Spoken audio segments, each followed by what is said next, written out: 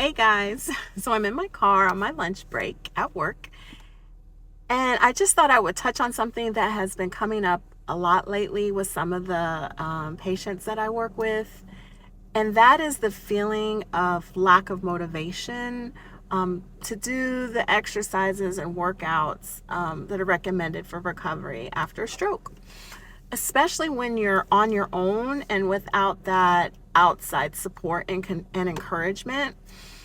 It's just hard. So I just wanted to say that feeling, feeling that lack of motivation is completely normal. Now, you may only feel this way every now and then, or you may be deep in what I call your dark place and feel this way every day. But here's the thing: if you wait for motivation, if you wait to feel motivated, it's probably not going to come to you just one day all of a sudden. And without motivation, it's so much harder to stay consistent. And that's with anything. But what can work is having a very simple routine, something you can do every day, no matter what. Something super straightforward and manageable for you, something you can do even on those days you don't feel like it. Because trying to do all the things can be so overwhelming that we end up doing nothing and end up just feeling kind of stuck.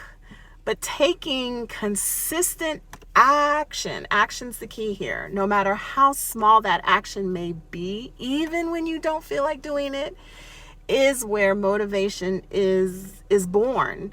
Waiting for that feeling of being motivated is never the way to go. Action, any action, just taking action is the key. So even if you start with something super small every day, stretching, visualizing your muscles working, doing leg exercises in bed, or just getting out of the bed, that is your action again and again and again.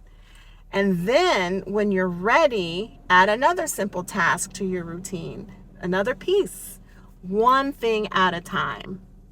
Don't think about it, just do it. Don't think about how tired you are, just do it. Don't think about how futile or pointless it seems, just do it. Do it anyway, because every step, every repetition, every positive action, not thought, but action, it counts. Not intention, but action.